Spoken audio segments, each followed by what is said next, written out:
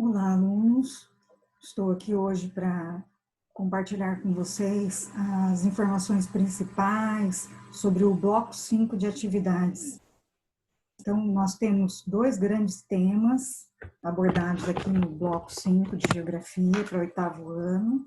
Eu vou utilizar a plataforma de estudos para que a gente possa entender melhor, destacar aqui o que há de principal e facilitar a execução dos exercícios para vocês aí.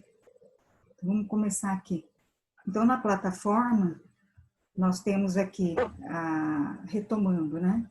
Nós temos o bloco 3, que vocês já fizeram, né? Se todos estão acompanhando nesse ritmo, né? A gente já divulgou no canal do YouTube da escola as orientações, Inestrada Oficial, né? As informações sobre o bloco 3, que tem lá o conteúdo sobre população e 16 exercícios. Depois veio o bloco 4, com a evolução das técnicas humanas e do trabalho, né? Conteúdo e exercícios. E ainda o bloco 4, com sistemas econômicos, um conteúdo e mais 11 exercícios. Então, hoje, o nosso foco está aqui no 5º bloco, país desenvolvido e país subdesenvolvido, e globalização e blocos econômicos. Então, vamos começar por país desenvolvido e país subdesenvolvido. Então, aqui nós temos o conteúdo e depois temos os exercícios, que são 10 exercícios. Retomando aqui as orientações que eu costumo fazer para vocês, já fiz nos blocos anteriores e vale tanto para a geografia quanto para as outras disciplinas. Ao fazer a leitura desses textos, desses mapas, dessas imagens, mantenha o caderno do lado, faça suas anotações com informações principais, com as dúvidas, para que a gente possa entrar em contato, resolver as dúvidas e melhor execução dos exercícios também, né? Se tiver dúvida nos exercícios, alternativas que você ficou em dúvida, anote. E a gente pode conversar depois, agora contando até com os plantões da escola, né? Para tirar dúvidas. Então, vamos aqui ao conteúdo. Então, começa aqui com país desenvolvido e país subdesenvolvido. Então, a primeira coisa que a gente precisa lembrar quando falamos em país desenvolvido e país subdesenvolvido é lembrar do que a gente já começou a entender aí, que é a regionalização mundial. Então, assim, como o mundo está dividido, como ele está regionalizado. O agrupamento por semelhanças, considerando nesses agrupamentos as diferenças entre os diferentes blocos estabelecidos, né? Então, eu já disse para vocês em sala de aula, estabelece-se um critério e a partir desse critério é feito o mapeamento do que é proposto. Aí, no caso, nós estamos falando do mundo. Então, se o critério é desenvolvimento econômico, nós teremos um mapa mundi a partir desse critério, onde uma parte do mundo será considerada desenvolvida e no mapa físico ali, se pudéssemos analisar esse mapa nesse momento, nós vamos ver mais para frente aqui, né? Mas pensando já a respeito, teríamos um mapa com os desenvolvidos coloridos em uma determinada padrão de cor e subdesenvolvidos em um outro padrão de cor e explicados na legenda, né? Então, vamos, a partir daí, entender país desenvolvido e país subdesenvolvido. Então, aqui o texto, ele traz uma série de informações, mas aqui nesse primeiro parágrafo, ao que há de mais importante a respeito desse assunto. As disparidades entre os países do mundo são extremamente ligadas a origens históricas e deixaram reflexos profundos nos países, como a relação de dominação e dependência, exploração das riquezas das colônias, introdução de cultura, formação de classe dominante, interesses de suas metrópoles. Então, em suma, resumindo, né, desenvolvimento e subdesenvolvimento são frutos da história. Então, tem um passado histórico por trás dessa situação de dividir o mundo em desenvolvidos e subdesenvolvidos. Então, organizar o território de acordo com o critério é uma necessidade do ser humano. E, ao separar o mundo em blocos, ele estabelece estratégias para que, entre outros fins, ele possa estudar a paisagem, explorar a natureza, investir em dinheiro em determinadas nações. Então, a regionalizar é uma ação que está diretamente atrelada à necessidade humana. Então, a necessidade de mapear, de visualizar rapidamente a partir de um determinado critério. E desenvolvimento e subdesenvolvimento é um critério que nós vamos ver aqui, no passado histórico, dividiu o mundo em primeiro mundo, que eram os países capitalistas, segundo mundo, nações socialistas, e terceiro mundo, considerados os países menos desenvolvidos, que incluíam nessa fase, nesse grupo, o Brasil. Subdesenvolvidos, também conhecidos posteriormente. Aqui tem um mapa mostrando essa realidade. Então, aqui é uma regionalização. Então, nós temos aqui três padronagens de cores estabelecidas para a classificação dessa regionalização. Aqui está o mundo, e ele está dividido em primeiro, segundo e terceiro mundo. Então, vamos ver aqui quem é esse grupo determinado aqui nessa regionalização, na tonalidade azul, quem está aqui como vermelho e quem está aqui como verde. Então, aqui nós temos em azul o primeiro mundo, os capitalistas, o segundo mundo, os socialistas. Aqui a gente precisa fazer um comentário, né, a respeito da divisão que ocorria no período da Guerra Fria. Então, o alinhamento aos Estados Unidos, aí os capitalistas, o alinhamento à antiga União Soviética, os socialistas e os outros que faziam parte do mundo chamado subdesenvolvido, né? Os que não estavam diretamente envolvidos. Estavam envolvidos, mas não diretamente, né? Menos desenvolvidos. Então, seriam 3 fases de desenvolvimento, para ser mais claro, né?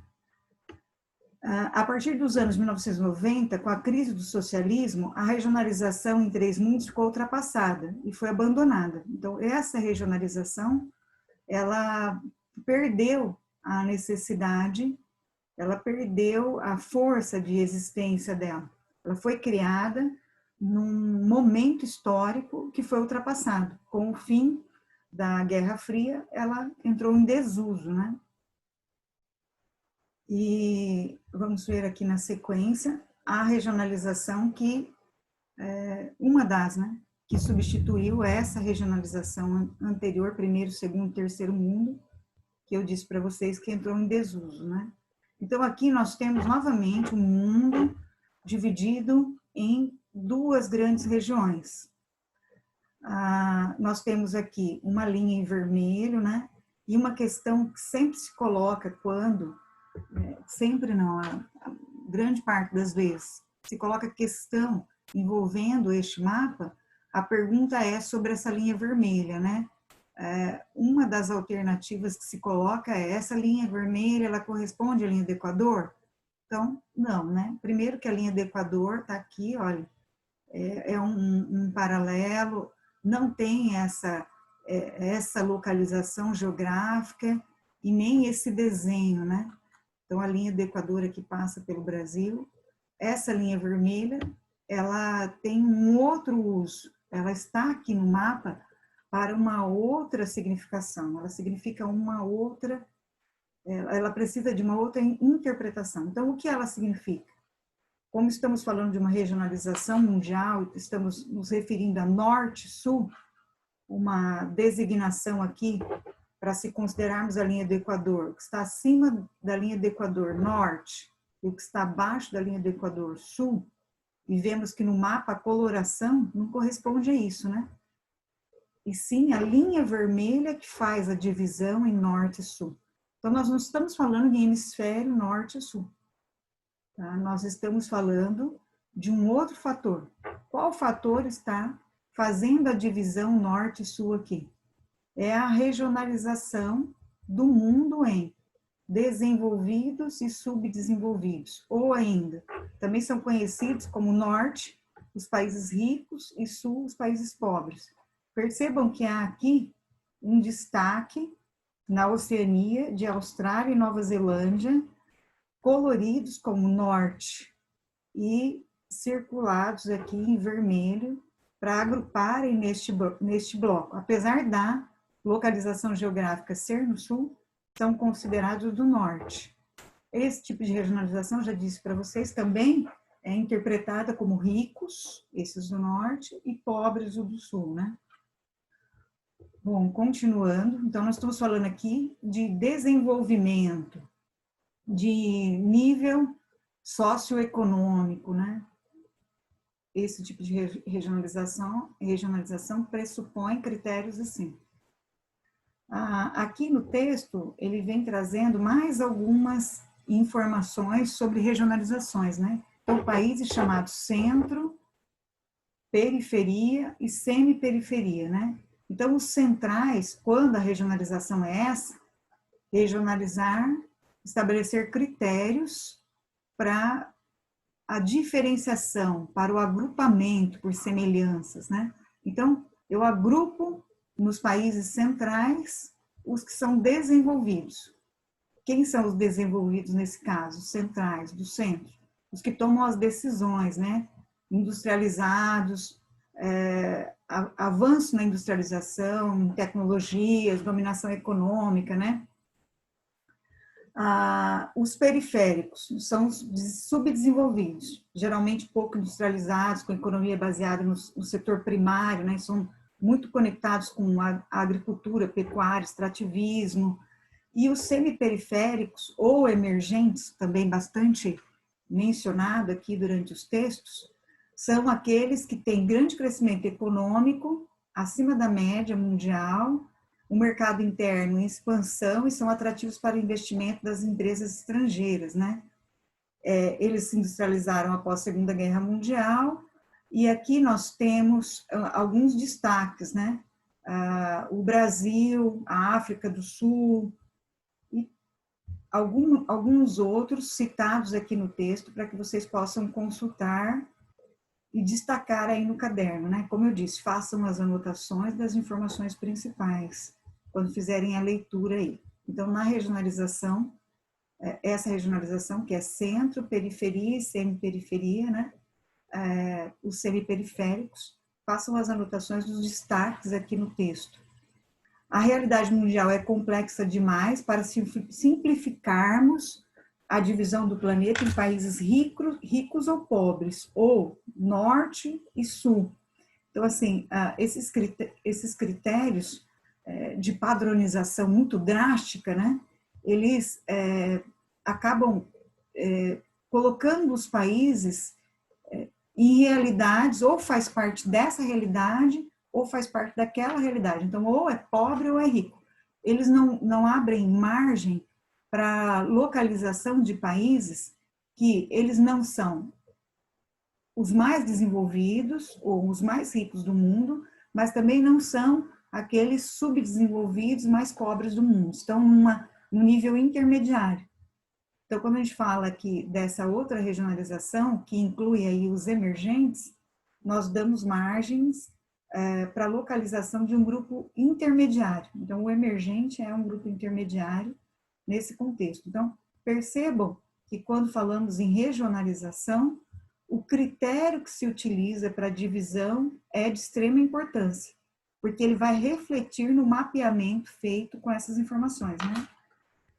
Aqui, é bom ressaltar que países desenvolvidos também apresentam problemas sociais. Então, um grande erro é pensar que o país desenvolvido, ele não tem problemas, zerou problemas para eles. Lá, eles não têm dificuldades, não existem problemas sociais, existem sim, mas em menor quantidade, né? A maioria dos países subdesenvolvidos está localizado, no geral, na América Latina, na África e na Ásia. E tudo se deve ao passado histórico. É preciso lembrar lá das colonizações, dos tipos de colonizações, das explorações, dos momentos de industrialização, como nós vimos antes, né? A Revolução Industrial foi diferente para os países, né? Então, tudo isso é preciso considerar. O Brasil é emergente, antes era considerado subdesenvolvido, a troca aconteceu por causa de mudanças na economia mundial e ações internas, como o controle da inflação em meados dos anos 1990, que contribuíram para a ascensão econômica do nosso país. Bom, aqui essa imagem bastante importante para que vocês considerem aí nas anotações, nas informações principais, né? Aqui nós temos países desenvolvidos, né? E citados aqui alguns, né? A Noruega, Austrália, Estados Unidos, Alemanha, né? Os emergentes, que são os intermediários, Brasil, Rússia, Índia e China, destacados aqui. Os subdesenvolvidos, Haiti, Madagascar, Timor-Leste, né? Samoa, entre outros. Aqui só estão alguns destaques para vocês. Mapas de países desenvolvidos e subdesenvolvidos. Então, aqui nós temos a linha divisória norte-sul, que eu já mostrei para vocês. A diferença é que nós temos aqui o mapa mundi com os nomes, né? Então, dá para perceber aqui o destaque para aquilo que eu já orientei para vocês, né? Ela só está posicionada de uma forma diferente, mas ela engloba aqui como norte, né? A Austrália e a Nova Zelândia, apesar de estarem localizados, apesar de estarem localizados no sul, tá certo? E aqui, Canadá, Estados Unidos, Europa, Rússia, né? Façam a observação do mapa, localizando os países, tentando interpretar e localizar o máximo possível. Explorar bastante os mapas é importante para a melhor execução das atividades. Então, aqui, para ir direcionando num resumo disso que nós falamos sobre desenvolvimento e subdesenvolvimento, que é o assunto principal dessa parte do bloco 5, né? Então, país desenvolvido, a definição, né? São nações em que o desenvolvimento econômico e industrial está associado ao padrão de qualidade de vida elevado. Então, um país desenvolvido, ele reúne uma série de condições que resultam em indicadores positivos para a vida da população. Aqui nós temos uma dica, né? A Noruega é o país com o melhor IDH do mundo, que indica elevado desenvolvimento social, e IDH, nós estamos falando aqui de um indicador complexo que envolve bases para cálculo, renda, saúde, educação. Nós vamos ver um pouquinho melhor detalhado para frente, né? Características desses países desenvolvidos. Importante ler com atenção essas características, elas são cobradas lá nas atividades que vocês vão executar sobre essa parte aqui de países desenvolvidos e subdesenvolvidos, né? Então, vamos passar rapidamente aqui pelas características desses países desenvolvidos. Então, eles têm redes e serviços de transporte e comunicação bastante avançada e eficiente, a população é altamente urbanizada, então eles estão mais concentrados em cidades, né? A concentração de pessoas em atividades agropecuárias no campo é reduzida, então maior quantidade de pessoas vivendo nas cidades, menor quantidade vivendo no campo, né? A agricultura é especializada e há grande investimento na mecanização e na tecnologia. Então, eles já enfrentaram esse processo de mecanização, substituição da mão de obra humana por máquinas, né? E o que aumenta a produtividade com menor concentração de pessoas trabalhando no campo e menor quantidade de área ocupada também para a produção agropecuária. As taxas de escolarização são elevadas, então maior quantidade de pessoas matriculadas nos diferentes níveis nas escolas e também aumento da produtividade. Então, é quantidade e qualidade nas escolas, em se tratando de educação, né? Então, redução do analfabetismo, maior quantidade em anos que as pessoas estudam, anos que se estuda lá nos níveis escolares, né? As pessoas estudam mais, melhor resumindo isso. Mais pessoas estudando e estudando mais. As cidades possuem boa infraestrutura de mobilidade, lazer, moradia e segurança. Mobilidade aqui se refere à circulação. Então, estamos falando de transportes, os diferentes transportes e as possibilidades de circular pelos diferentes lugares na cidade. Com exceção de alguns países, como os Estados Unidos, o crescimento populacional é bastante reduzido, né? Então, as taxas de fecundidade também são baixas. A gente já viu que quando a gente fala em taxa de fecundidade baixa, é aquela quantidade de filhos por mulher reduzida, né? Já estudamos também que quanto maior o desenvolvimento, menor o crescimento das taxas de natalidade da população, né? Aumenta a expectativa de vida, então a população vive mais, mas vai reduzindo a quantidade de filhos por mulher, de nascimentos naquela população, né? As taxas reduzidas de mortalidade infantil, elevada expectativa de vida, que foi o que eu acabei de dizer para vocês, padrão de vida superior, ocupam a posição de dominação econômica, tudo característica de país desenvolvido. Ciência e tecnologia são prioridade nesses países, os investimentos para a ciência, para a tecnologia, envolvem grandes somas de dinheiro e são prioridades para governos, né? Há investimento público e privado na pesquisa, né? Nas diferentes pesquisas. Algumas foram nações colonizadas e outras colonizadoras, né? No período de expansão do capitalismo comercial. No caso dos Estados Unidos, né? Desenvolvido, mas ex-colônia, né? Destacando aqui um exemplo. Significativa parcela do PIB, Produto Interno Bruto, é constituído por atividades econômicas ligadas à indústria, comércio e serviços. Então, algumas características principais de países desenvolvidos. Aqui vocês têm algumas imagens típicas do desenvolvimento, né? Como são essas grandes cidades, né?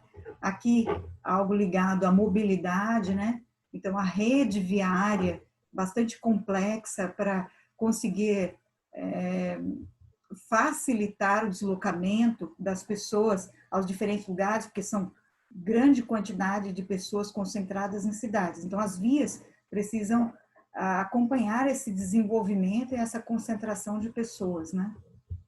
A concentração e a verticalização das moradias, né? Então, prédios para conseguir abrigar a necessidade de concentração da população, as redes industriais complexas, a mecanização, aqui também a organização, a verticalização, a organização em centros urbanos complexos, né? Agora, um pouquinho dos países subdesenvolvidos. Aqui, um detalhe, um resumo, né? Para a gente entender melhor esse critério de país subdesenvolvidos. Opa, desculpa. Países desenvolvidos. Ainda estamos nele aqui. Tá? Então, aqui ainda é um mapa de país desenvolvido. Então, um destaque aqui no mapa mundi, Canadá, Estados Unidos, Europa, Japão, Austrália, Nova Zelândia, né? E aquele conselho válido para que vocês mantenham aí um atlas, um mapa mundi, para ir fazendo essa localização. Ou voltem em mapas anteriores que eu mostrei para vocês aqui, com os nomes dos países, para fazer essa consulta. O Índice de Desenvolvimento Humano. Então, o IDH que eu disse para vocês, que detalharíamos mais para frente, né? Então, o objetivo de criação do IDH foi oferecer um contraponto aos cálculos que só primavam por contabilização do produto interno bruto, ou o PIB, que é o produto interno bruto, per capita, que é por cabeça, por pessoa, né? Considerando só a dimensão econômica. Então, quando se fala em IDH, não estamos considerando só o PIB e o PIB per capita, que é também chamado renda. Dentro do IDH, abrange-se aspectos como desenvolvimento educacional e saúde, tá? Então, ele aumenta a perspectiva, ele não fica só concentrado em cálculos envolvendo economia, né? Então, ela é uma forma mais abrangente, está aqui nesse segundo parágrafo a explicação mais detalhada, né? Então, o índice de desenvolvimento humano é uma forma mais abrangente, está dito aqui para vocês, para medir a riqueza ou a pobreza de uma nação, um aspecto mais generalista, né? Foi criado pelas Nações Unidas. Eles envolvem não só classificações usando indicadores econômicos, mas ele envolve também sociais. Então, ele é dito classificador socioeconômico. Então, o IDH, ele classifica considerando o âmbito socioeconômico daquele país. Ele avalia não somente o tamanho da economia de um país, mas também a qualidade de vida da população. Ele leva em conta, preste bastante atenção no que está destacado aqui no texto, ó, expectativa de vida da população, renda per capita, taxa de escolaridade e outros fatores que medem a qualidade de vida da população. Então, quando a gente fala em IDH, nós estamos falando de saúde, que é essa expectativa de vida, da renda, que é o PIB, PIB per capita, e da educação, dita aqui como essa taxa de escolaridade, tá? O Brasil está classificado como uma das maiores economias do mundo, né? Ele vem dentro do IDH, a gente vai ver aqui mais para frente, ele vem como dentro do grupo de alto IDH, tá? A gente vai ver as classificações dos 4 grupos dentro do ranking do IDH.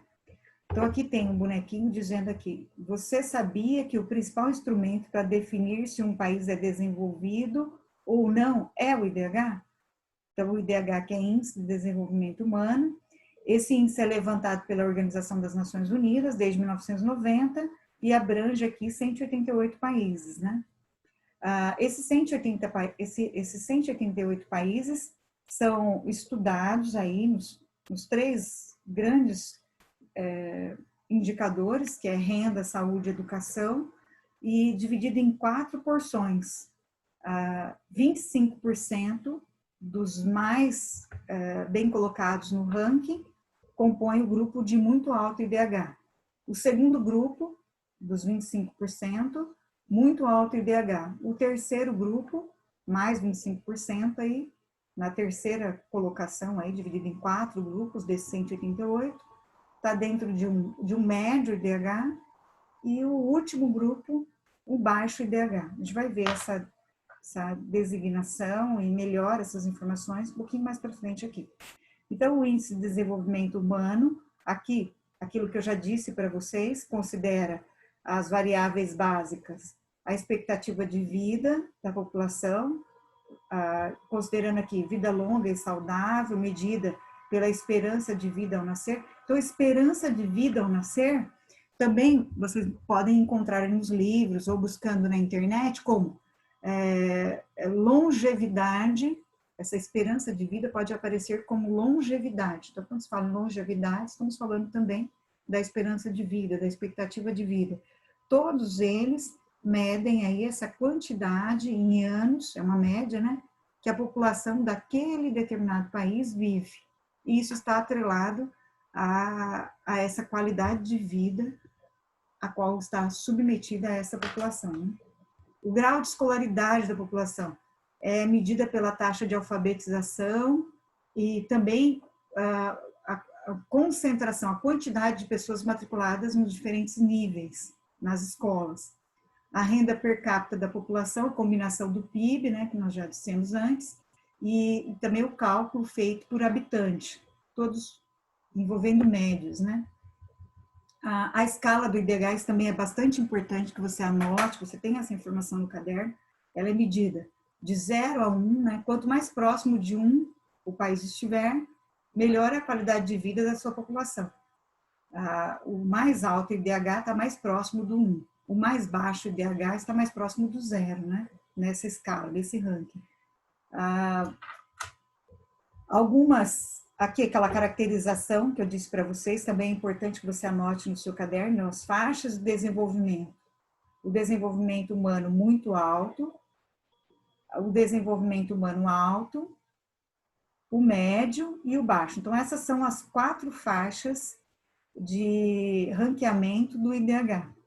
O Brasil está nesse alto, tá? Esse grupo de alto IDH. Ele varia aí nos diferentes anos, dentro desse grupo de alto IDH há algum tempo, né? Aqui nós temos a sugestão de um vídeo, tá? Sobre IDH, como ele é calculado. Então, para entender melhor, para sanar algumas dúvidas a respeito do IDH, como ele é calculado, você pode assistir o vídeo, pausar, anotar, rever quantas vezes for necessário para compreender melhor o IDH, como ele é calculado, né? Aqui, continuando, os países mais desenvolvidos do mundo, então aqui é considerado o ranqueamento feito pela ONU em 2019, dados de 2019, né? Então, aqui estão os 10 mais desenvolvidos.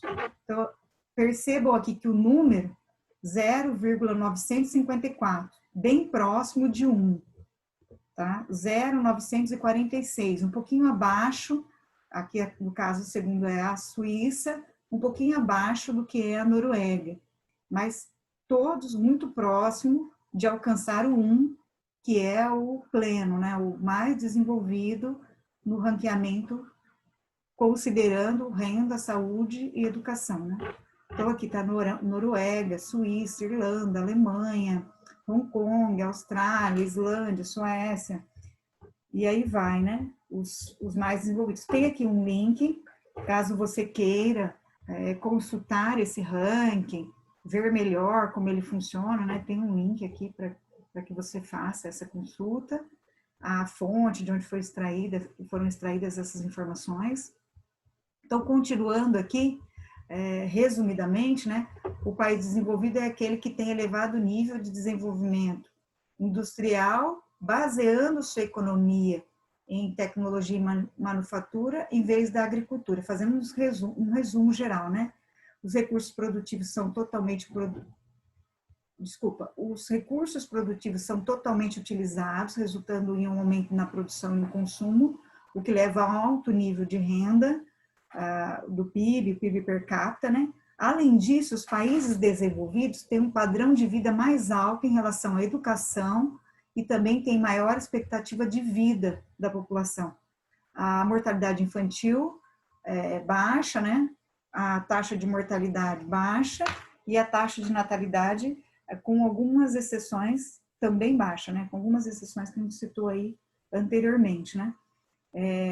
Percebam que, quando a gente começou a falar sobre a regionalização do mundo em desenvolvidos e subdesenvolvidos, aquelas primeiras regionalizações, elas estavam considerando fatores econômicos.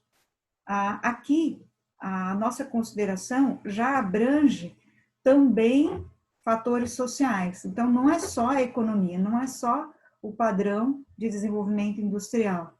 Também não é só o PIB, né? Também envolvemos aqui a qualidade de vida da população, então a expectativa de vida, os níveis de escolaridade e tudo que está relacionado à questão ambiental também, que faz parte dessa consideração de qualidade de vida da população, né?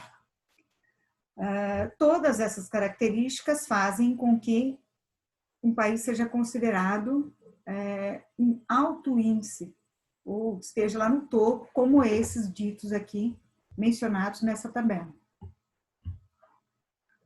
Um país é classificado como desenvolvido a partir de critérios do IDH e industrialização e o PIB, aquilo que eu já disse para vocês, né? Mas aqui na imagem mostrando tudo que é levado, né, em consideração para esse mapeamento, então que dados referentes à população, várias informações, também o dinheiro, também a tecnologia, são vários fatores para fazer essa regionalização, né? Então aqui uma representação do que significa regionalizar. É preciso considerar várias informações e essas informações são consideradas a partir de algum critério estabelecido. Como eu quero fazer a regionalização, o mapeamento, para depois, sim, fazer a representação visual, que é aquele mapa que a gente enxerga os países por IDH, ou desenvolvidos, subdesenvolvidos, ou regionalização norte-sul, e aí vai, né?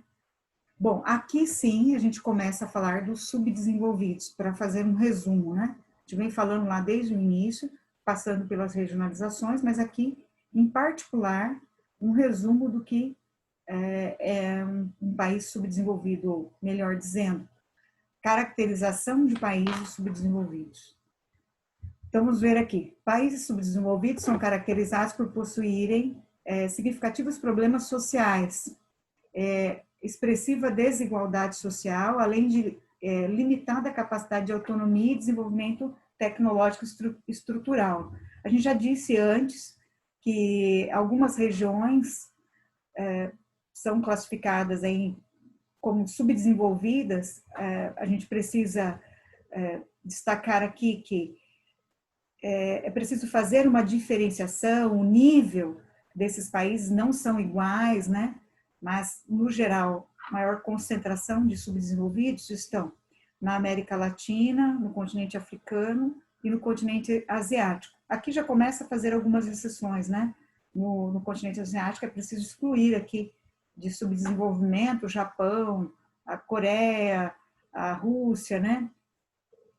Alguns autores incluem nações do leste europeu, que pertenciam ao bloco socialista no período da Guerra Fria, excluem nações asiáticas como China, Tailândia, Emirados Árabes, dos grupos de países subdesenvolvidos. Como eu disse para vocês, regionalizar é adotar critérios.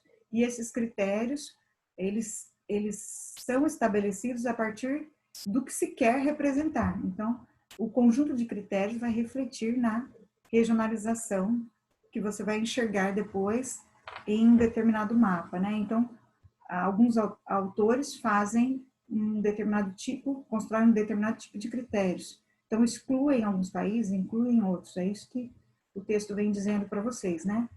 Então, aqui um resgate daquele mapa que a gente já viu antes, né? Para falarmos dos subdesenvolvidos. Aqui em vermelho, os subdesenvolvidos, então aqui a América Latina, a África e a Ásia, com exceções. Continuando. As características. Aqui, como eu disse para vocês lá nos desenvolvidos, para anotarem as características principais, façam o mesmo para a caracterização dos subdesenvolvidos, né? Então, vamos ver algumas das características principais. Por que são subdesenvolvidos, né? O que caracteriza?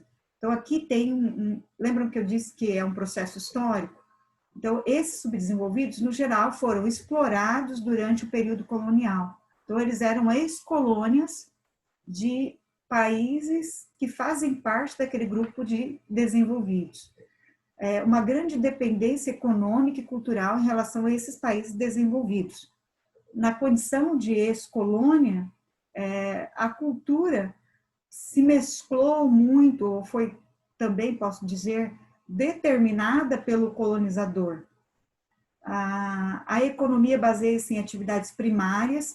Então, lá nos desenvolvidos, nós vimos que a economia baseada na indústria, né?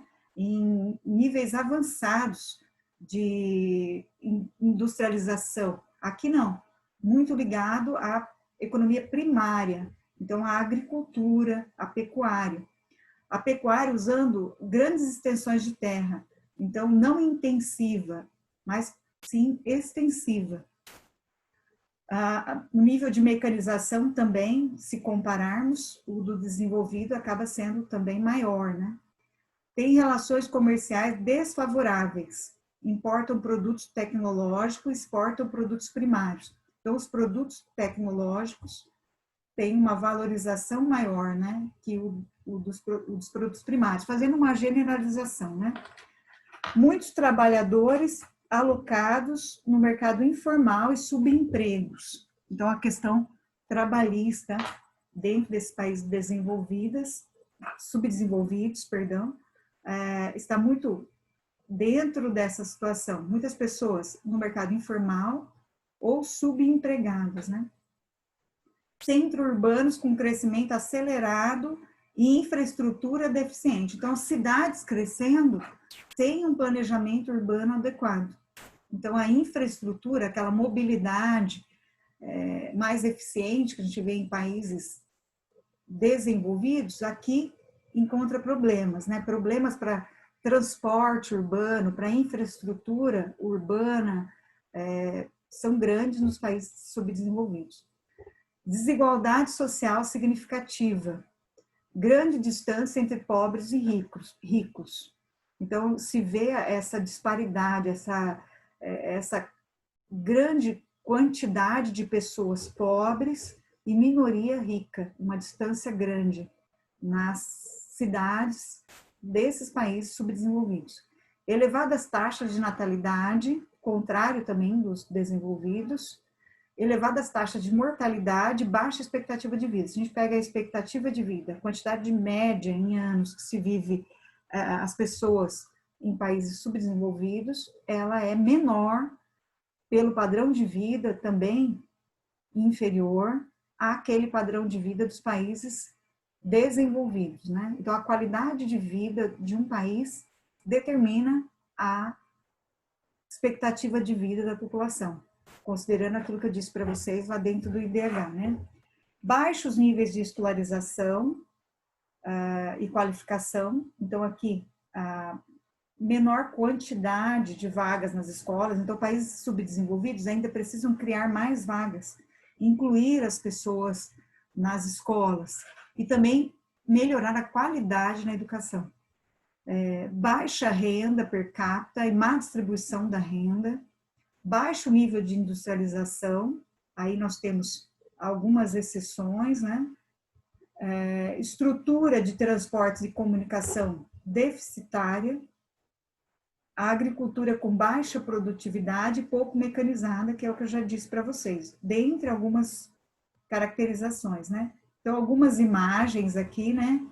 A pobreza, a baixa infraestrutura urbana, o trabalho mais manual, pobreza novamente, a questão do lixo, problemas socioambientais também precisando de atenção, de grande atenção para a melhoria da qualidade de vida da população, porque acarretam doenças, acarretam graves dificuldades para alcançar uma melhor qualidade de vida, né? Aqui construções são chamadas palafitas, né? Para tentar sobreviver a inundações. Então, aqui percebam a água que em determinada época do ano aumenta em volume nas cheias, né? Essa água sobe e se essas casas não estiverem em cima desses palanques, são tomadas pela água. Mas percebam a fragilidade das construções para sobreviver nessas circunstâncias, né? Então, a pobreza, a gente percebe a pobreza nessas imagens, né? Aqui tem dito para vocês algumas designações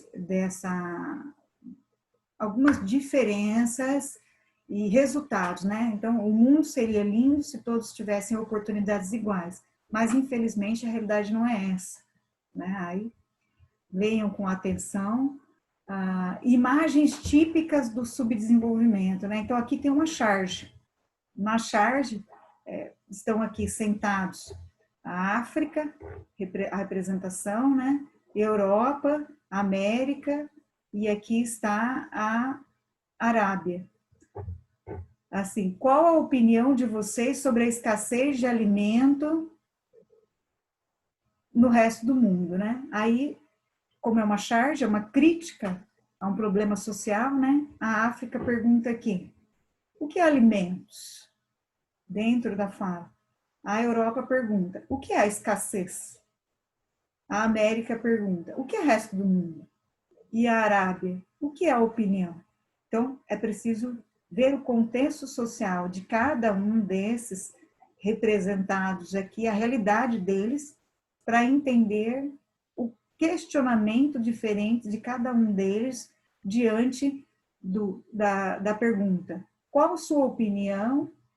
Qual é a sua opinião, a opinião de vocês sobre escassez de alimentos no resto do mundo? Qual é a opinião de vocês a respeito disso? Então, cada um tem um prisma de questionamento a partir dessa colocação, ou dessa pergunta, né? Aqui tem uma outra charge bastante utilizada, que é a charge do bolo, né? A divisão do bolo. Então, assim, a riqueza, a qualidade de vida, né? Ela é representada num bolo inteiro. Percebam que as bandeiras de países desenvolvidos, poucos, né, colocados aqui em quase todo o bolo. Então, eles ficam com a melhor qualidade de vida, a maior quantidade de riqueza, dispõem aí de índices elevados, ocupam os melhores rankings no IDH, que envolve renda, saúde e educação. Enquanto uma pequena fatia do bolo é dividida para todo o resto do mundo. Olha a quantidade de bandeirinhas nessa pequena fatia. Então, eles dividem aí o restante das riquezas no mundo, muitos para pouco. E aqui, poucos para muito. Tá? Continuando. Aqui uma outra informação, né? Então, alguns itens e a quantidade de acesso, né? Os que não têm água potável, os que não têm uma casa decente para morar, tudo problema de país subdesenvolvido. Não que isso não exista em países desenvolvidos, existe em bem menor quantidade e em outras situações, né? Nos subdesenvolvidos, essa caracterização, ela é bastante notável e bem grande quantidade de pessoas passando por esses problemas. Adultos analfabetos, pessoas que conhecem a fome, a insegurança, não sabem o que vão comer amanhã, falta de acesso básico à saúde e pessoas que vão morrer antes de completar 40 anos. Então, uma condição de expectativa de vida muito baixa. Aqui, a mesma situação ali que foi feita para os países desenvolvidos, que tem o ranqueamento dos melhores, considerando o IDH, aqui os piores considerando o IDH. Então, o pior de todos, no IDH de 2019, está lá o Níger, né? Lembra que eu disse para vocês que o IDH, quanto mais próximo de 1, melhor a condição do IDH. E quanto mais próximo de 0, é a pior condição no ranking. Isso reflete mais próximo de 0, pior condição de vida da população, ou melhor dizendo, qualidade de vida da população. Percebam que quando a gente falava dos países desenvolvidos, lá naquela primeira tabela, vocês viam esse índice de IDH de 0,954, 0,946, a casa lá no 0,900, né? Aqui, dos piores IDHs do mundo, percebam que está 0,377, tá? Então, o pior do mundo é o Níger aqui, considerando renda, saúde e educação, então qualidade de vida da população.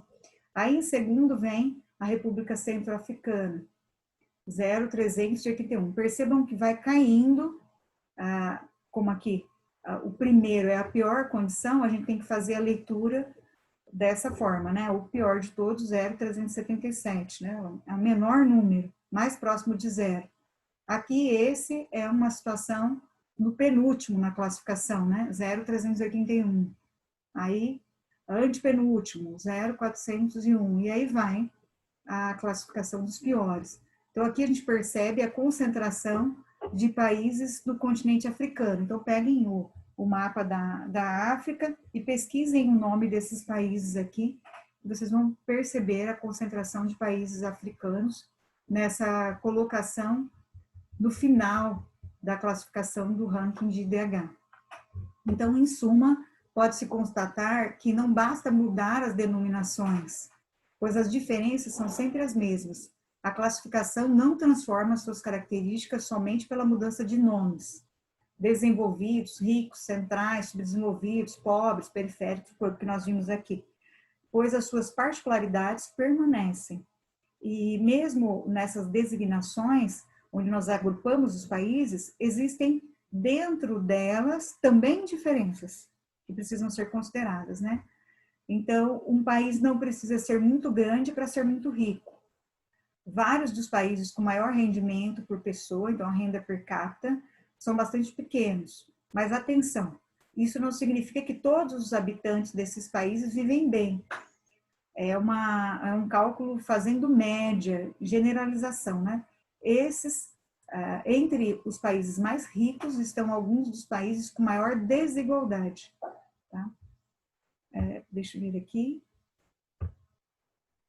Aqui está indicando para vocês assistir um vídeo, que tem lá no final, né, a diferença entre países ricos e pobres, para fazer uma conclusão sobre esse assunto.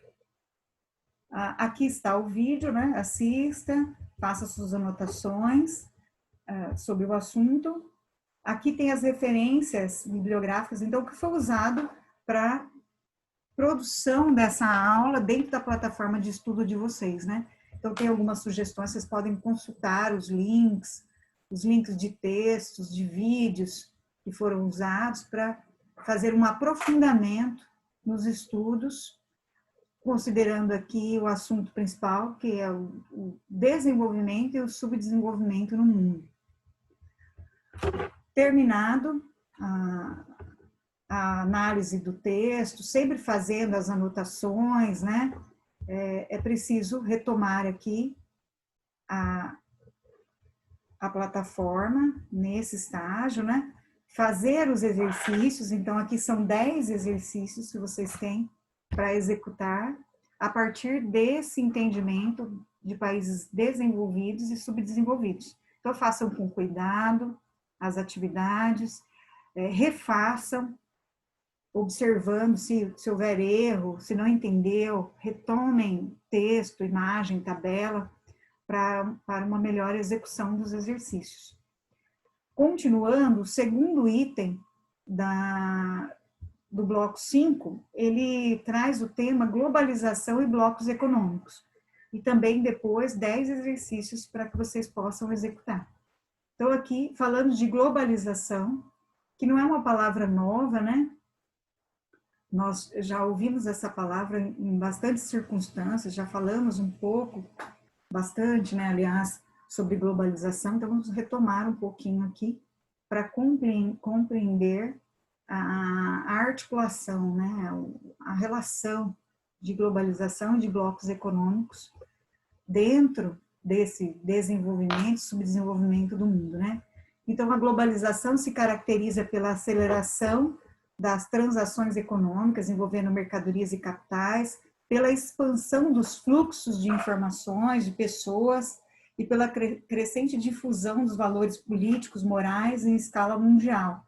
Então, assim, no geral, quando a gente questiona em uma aula sobre globalização, aparecem nas falas de vocês, contribuindo para a significação do que é a globalização, a aceleração.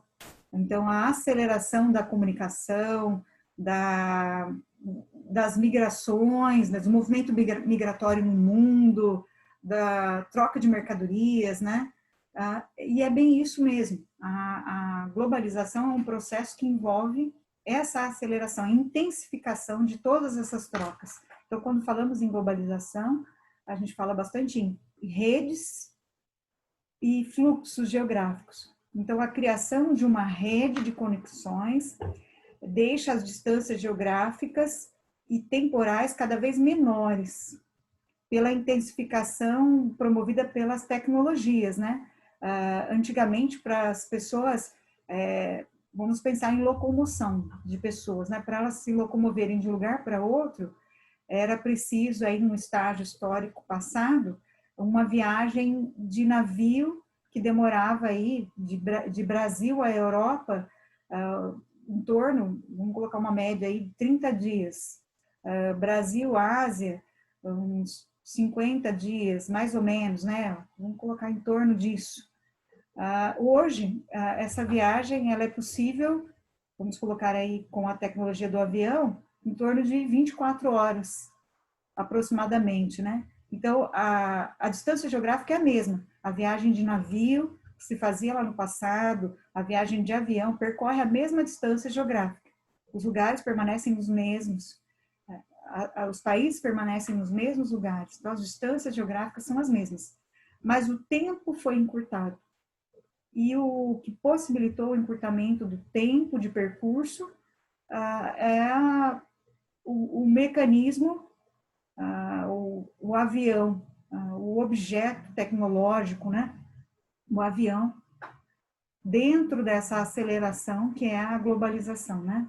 Então, as tecnologias ampliaram, aceleraram as trocas.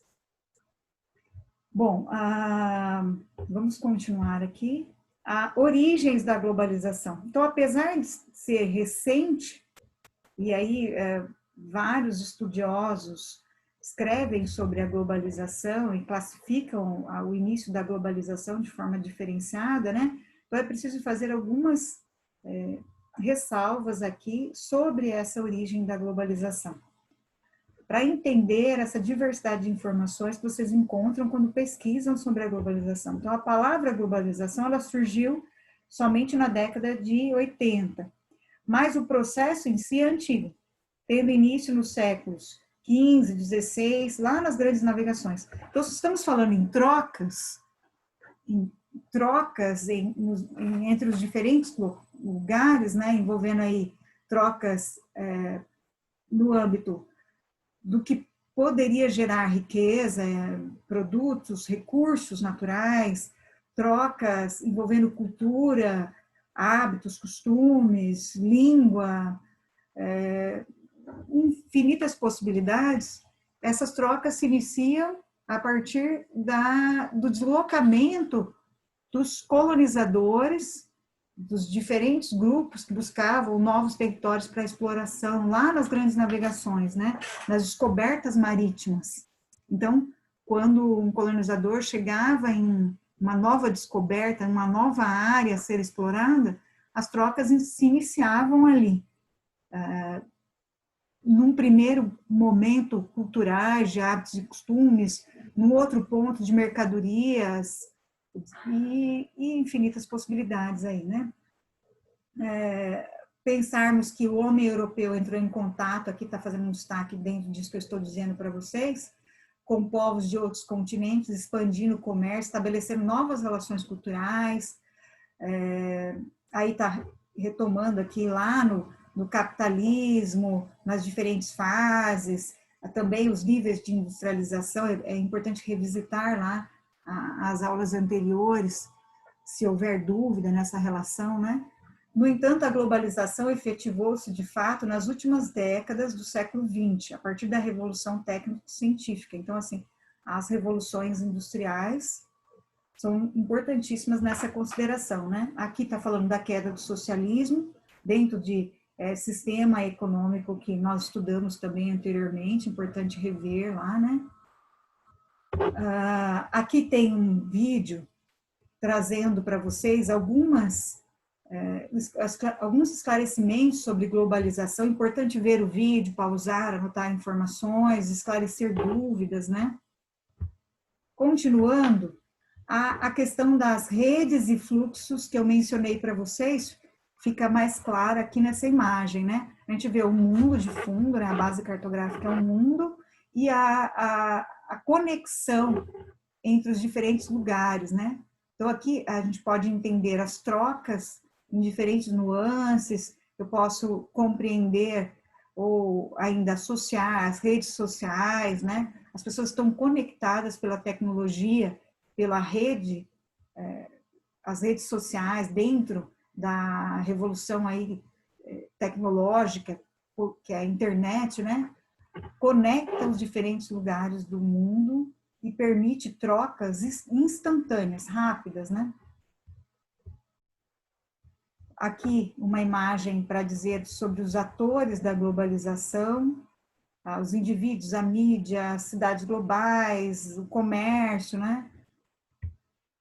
A internacionalização do processo produtivo, né? Então, as empresas, dentro desse processo de globalização, das possibilidades que advém das diferentes tecnologias, o encurtamento das distâncias, a possibilidade, por meio da internet, de aproximação dos lugares, né? As empresas deixaram de estar concentradas lá no seu lugar de origem. Então, nós aqui, destacamos o que a gente já comentou em aulas anteriores, né? O surgimento de empresas multinacionais, transnacionais, que aproveitam desse encurtamento de distância para a implantação em outros países, usando o barateamento de mão de obra. Então, produzir em determinadas regiões do mundo custa mais barato devido à grande quantidade de pessoas e o valor mais baixo de mão de obra. Aí precisamos considerar o nível de desenvolvimento desse país e toda a condição dentro daquela regionalização econômica, né? Então, aqui tem um exemplo que é interessante, né? Grandes empresas produzem cada vez mais suas mercadorias em vários países com o objetivo de reduzir custos. Optam por países onde há mão de obra barata e baixa carga tributária, no caso impostos. Então, um exemplo que eu disse para vocês é um tênis, por exemplo, pode ter sido projetado nos Estados Unidos, então uma grande marca projetada lá nos Estados Unidos, mas a produção se dá na China, utilizando matéria-prima que pode vir do Brasil e comercializado em diversas partes do mundo. Só que a esse determinado tênis produzido pelos Estados Unidos está agregado o valor da marca e o padrão de qualidade também. E a marca do tênis, ainda dentro do mundo globalizado, pode estar estampado na camisa da seleção de futebol de vários países, produzindo aí uma vasta circulação do nome da marca e ainda maior valorização dela, né? Continuando, a terceirização da produção também está dentro daquilo que eu disse para vocês, né? A quantidade de empresas que não estão mais limitadas ao seu país de origem, que ultrapassaram fronteiras e hoje envolvem conglomerados de empresas que respondem por grande quantidade da produtividade aí de países de países desenvolvidos em outros territórios, a maioria dentro de países subdesenvolvidos, né? O processo de integração entre os países e entre as pessoas atinge patamares globais. O conceito de aldeia global, mundo pequeno, corresponde à integração propiciada por redes de conexões que reduzem as distâncias, aquilo que a gente já disse, que é uma caracterização essencial da globalização, né? Reduzir distância, acelerar as trocas e reduzir distâncias por meio da tecnologia. E também das facilidades aí, como implantação de indústrias em outros países, se aproveitando de condições como barateamento na produção, e daí maior a possibilidade de agregar valor, de lucrar mais, né? Aqui, também as trocas são culturais, de maneira rápida, eficiente, em escala planetária. Então, as trocas são de diferentes naturezas, né? Não são só econômicas, não são só com relação às indústrias, né? A cultura também. Bom, aqui vocês têm a crescente abertura dos mercados para a entrada de mercadoria, investimentos estrangeiros, facilitada por uma série de acordos comerciais firmados entre os países, né? Continuando, aqui nós teremos os blocos econômicos. Então, os blocos econômicos são agrupamentos de países onde vão se eliminando barreiras alfandegárias, taxas, ou definindo ainda, além de eliminar barreiras comerciais, taxas alfandegárias, vão se criando leis, regulamentos de circulação de pessoas entre esses países, ou ainda chegando a patamares de criar uma moeda única, como o caso da União Europeia, que é um bloco econômico bastante complexo, né? Eles começaram a se multiplicar a partir da década de 90, o objetivo é ampliar o comércio externo através da diminuição e eliminação de barreiras comerciais, provocando um aumento da produção e do consumo. Isso é reflexo do mundo globalizado, onde ocorre a internacionalização econômica e política. Aqui mais para frente tem alguns blocos econômicos destacados para vocês, né? E por continente. Então, leiam com atenção, façam as anotações aqui, olha, na América, na África, Eurásia, aqui considerando Europa e Ásia, tá? E os transcontinentais, que envolvem tanto um continente, envolvem vários continentes, transcendem as barreiras continentais, tá? Continuando, aqui vocês têm, importante ver com atenção, fazer as anotações, no vídeo, mencionando a diferenciação entre os blocos econômicos, fazendo um destaque para os blocos econômicos. Então, assista o vídeo, faça as anotações sobre ele no caderno, para que esses registros o ajudem na hora de fazer, na hora de fazer as atividades. Aqui, para que a gente melhor entenda aí a classificação dos diferentes blocos econômicos de acordo com o nível de integração, que é a caracterização do bloco, como ele está integrado. Então, eles se reuniram, são países que se reuniram porque eles têm interesses em comum. E aqui são os diferentes níveis, né? Então, essa organização ajuda a entender bem esse tipo de integração entre os blocos. Então, aqui embaixo, ó, a menor integração entre os países. Aqui a zona de livre comércio, então a caracterização é a livre circulação de mercadorias. A integração deles, o acordo entre eles é para a livre circulação de mercadorias.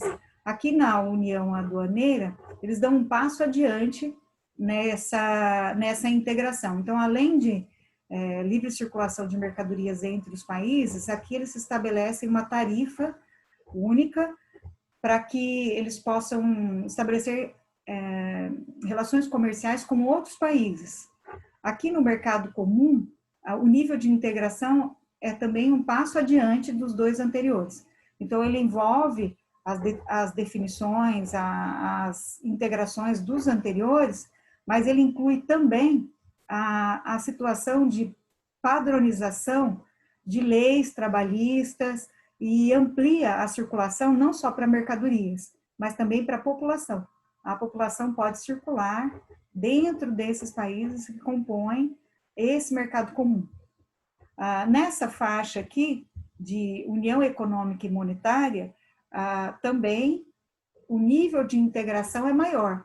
Então, aqui, além do que está definido na integração dos níveis anteriores, também há um passo adiante, né? Estabelece-se nesse nível de integração, bloco que tem esse nível de integração, uma moeda única de circulação dentro desse grupo de países. Aqui é o caso da União Europeia. Então, aqui tem também as bandeiras desses blocos, né? Então, aqui tem a bandeira da União Europeia, que é mercado comum e é também União Econômica e Monetária, porque nem todos da União Europeia adotam o euro como moeda única, tá? Então, por isso que ele entra nos dois aqui. A União Aduaneira, aqui o Mercosul, do qual faz parte o Brasil, né? E aqui na zona de livre comércio, o antigo NAFTA, que hoje recebe as siglas de início dos países participantes, né? Então, aqui para os Estados Unidos, tem lá o US, né? Para México tem o M e para Canadá tem o C e o A, como sigla do novo nome do bloco econômico aí, que antigamente se conhecia como o NAFTA, né? Ou, melhor dizendo, era denominado NAFTA, e hoje tem as siglas dos países participantes para a denominação do bloco, né? Principais blocos econômicos. Então, aqui tem para vocês informações sobre eles. Então, tem aqui o Mercosul, né? O Brasil e os componentes. Atualmente, em todos os 5 continentes, existem blocos econômicos de várias tipologias aí, dentro daqueles níveis de integração que nós vimos antes, né? Desde uniões aduaneiras, que é aquele segundo nível em integração econômica, quando há redução ou eliminação de impostos, as zonas de livre comércio, com aquele primeiro nível de integração econômica, e passando por mercado comum, por já a união econômica que envolve criação de moeda única, né, como a União Europeia.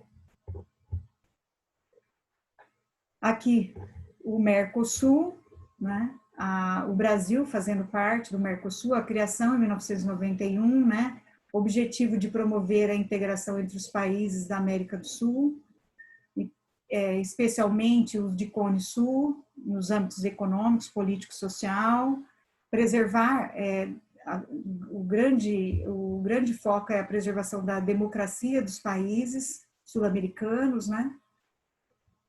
Principal requisito para entrar no Mercosul, possuir um governo democrático, olha o destaque aqui de caracterização, né?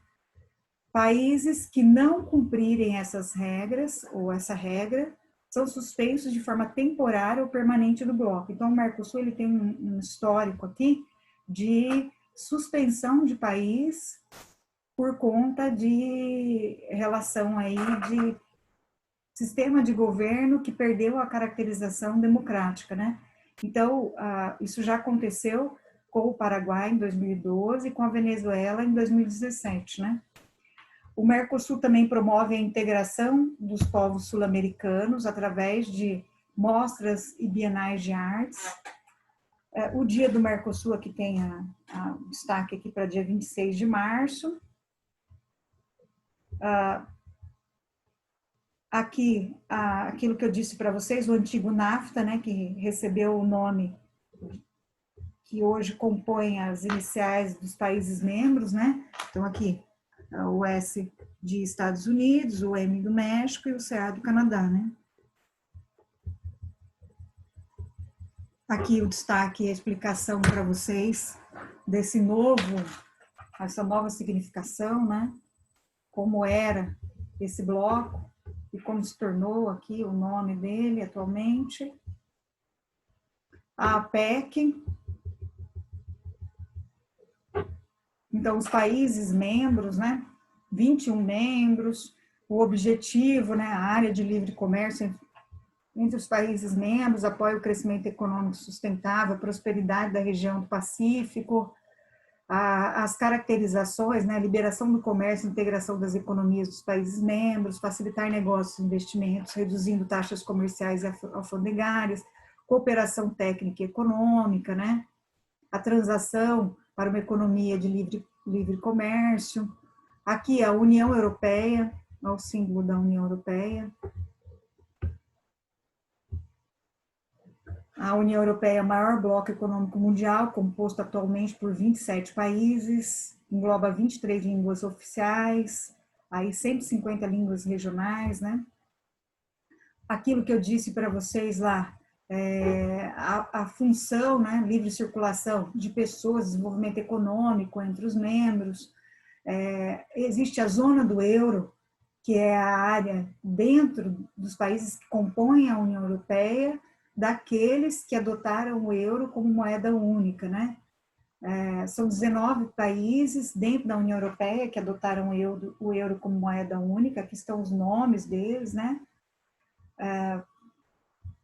A União Europeia enfrenta problemas, alguns dos problemas deles são com relação à migração de trabalhadores, então tem países em níveis diferentes de desenvolvimento, e a gente já viu ali que o nível de desenvolvimento é fator de desencadeamento de processos migratórios. Então, a grande procura de pessoas de países mais pobres por países mais ricos, busca por melhor qualidade de vida, empregos que pagam melhores salários e consequentemente, uma melhor qualidade de vida também, né? Educação, saúde, esses indicadores envolvidos.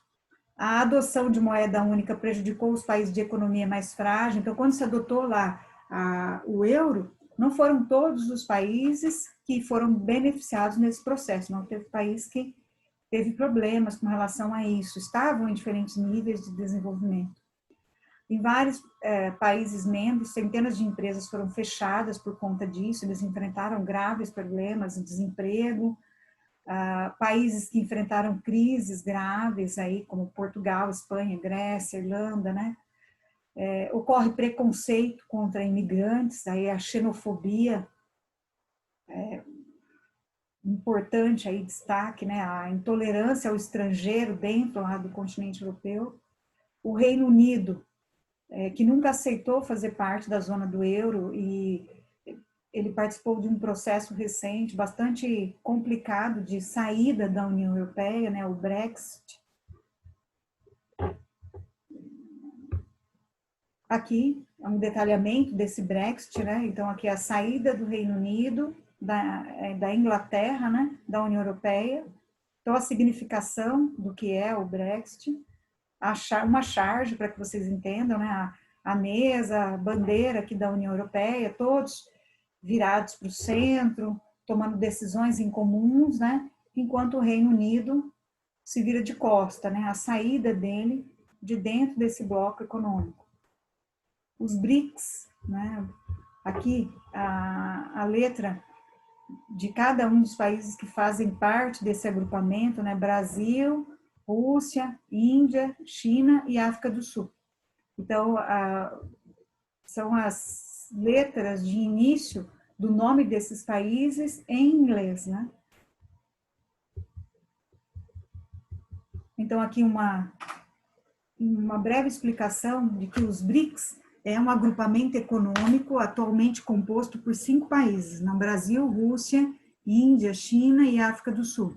Não se trata de um bloco econômico, uma instituição internacional, mas de um mecanismo internacional na forma de agrupamento informal, ou seja, não registrado burocraticamente com o Estatuto de Carta de Princípios. Quais são os objetivos dessa junção, né, entre esses países? A institucionalização, então, dessa marca, desse nome, desse bloco, criação de um banco de reservas emergenciais para eventos de socorros econômicos, fortalecer as economias desses países, estabelecer cooperação na área técnica, científica, cultural, setor acadêmico. Aqui tem as características, né? São países emergentes. Lembram que a gente já disse lá? Países que não são classificados nem como altamente desenvolvidos, nem como subdesenvolvidos, pura e simplesmente. Eles estão aí num nível intermediário. Suscetíveis a crises econômicas, com problemas sociais para a numerosa parcela da população, né? enfrenta problemas, mas ele está no nível intermediário, considerado emergente. Aqui, importante prestarem bastante atenção nesse mapa, ele faz parte das atividades depois, né? A base cartográfica é o mundo e a localização geográfica desses países que compõem aí os BRICS, né? Então tá aqui, ó, o Brasil, a Rússia, a Índia, a China e a África do Sul. As fontes bibliográficas, para que vocês possam ver de onde foram tiradas as informações para a produção desse conteúdo, então revisitar, saber mais, né? Tem os textos e tem também aqui a relação dos canais, os vídeos, né? Os canais do YouTube considerados, consultados, utilizados para a produção desse conteúdo. Bem, terminando essas anotações, aí retorne e faça os exercícios. Então, aqui nós temos 10 exercícios sobre globalização e blocos econômicos. É importante fazer os exercícios depois de assistir esse vídeo com as orientações, de fazer a leitura do texto junto com essas minhas orientações, fazendo suas anotações, porque assim você vai conseguir maior eficiência na hora de fazer os exercícios, de optar pela opção correta, a alternativa correta, né? Se ainda assim houver dúvida, volte no texto, volte nas suas anotações, refaça os exercícios, é importante. Bom, por hoje é só, espero ter ajudado, faça as anotações, participe dos plantões, até o próximo bloco.